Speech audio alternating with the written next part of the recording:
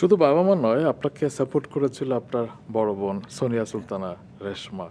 এবং আমি শুনেছি যে আপনি যখন সিদ্ধান্ত নিলেন যে আপনি ঢাকায় চলে আসবেন ২০০৫ সালে, তখন আপনার বোন আপনাকে সাপোর্ট দিয়েছিল এবং আপনার বোন দেশের বাইরে পড়তে যাওয়ার কথা ছিল এবং তিনি পড়তে যাননি আপনার কারণে।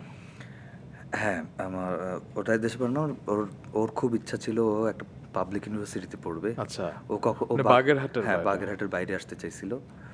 বাগেরহাটেও পড়তে চাইতেছিল, চায় নাই। ও ও আসলে ইউনিভার্সিটিতে পড়তে চাইছে। যে ওর লাইফটা আসলে আমি লিড করছি। ওর লাইফটাকে স্যাক্রিফাইস করছে আমার জন্য। এবং ও তো আমার মা আসলে। কারণ মা চাকরি করতেন, আব্বাও চাকরি করতেন। সো আমাকে রাখছে সবসময় আপা। ও নিজের চলতে পারতো না, কিন্তু আমাকে একদম কোলের মধ্যে রেখে আমি খুব গল্লুগাল্লা ছিলাম। সো আমাকেও কারো কাছে দিত না, মানে অবসেস ছিল। আমাকে কারো কাছে দিত না, একদম এরকম তো ধরে রাখতো আর কি।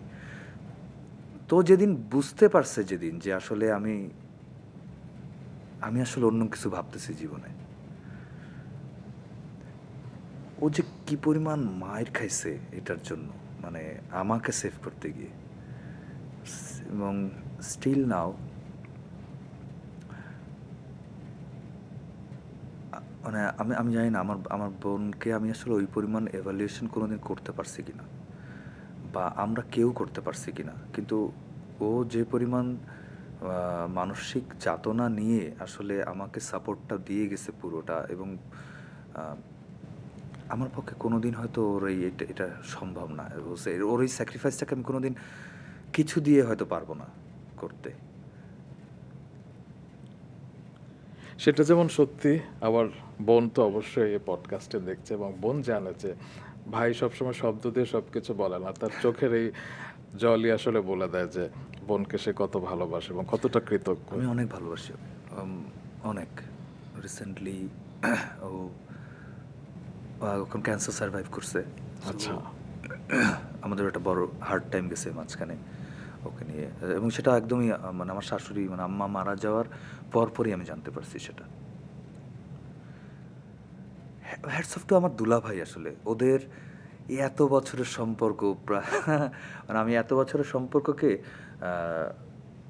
চাক্ষুষ দেখছি আর কি, এত বছরের সম্পর্কটা। আমার দুলাভাই এমন একটা মানুষ, জীবনের সমস্ত কিছু আসলে ওনার এই ভালোবাসার মানুষের জন্য উনি করছেন। প্রেমের গল্প আর কে কয়টা দেখছে আমি জানি না, কিন্তু আমি আমার বোন দুলাভাইয়ের প্রেমের গল্পটা দেখছি চাক্ষুষ।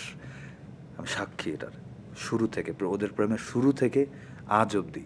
এই যে ট্রিটমেন্ট প্রসেসে ভাইয়া যে কীভাবে আসলে পুরাটা টাইম সমস্ত কিছুকে, মানে প্রতিবন্ধকতাকে মানে উতরায় উনি যে সাপোর্টটা করে গেছে, এইটা আমার মনে হয় যে আপার জীবনের হয়তোবা এই সমস্ত দুঃখ মুছে যাওয়া যায় বোধহয় এই জায়গায় এসে আর কি।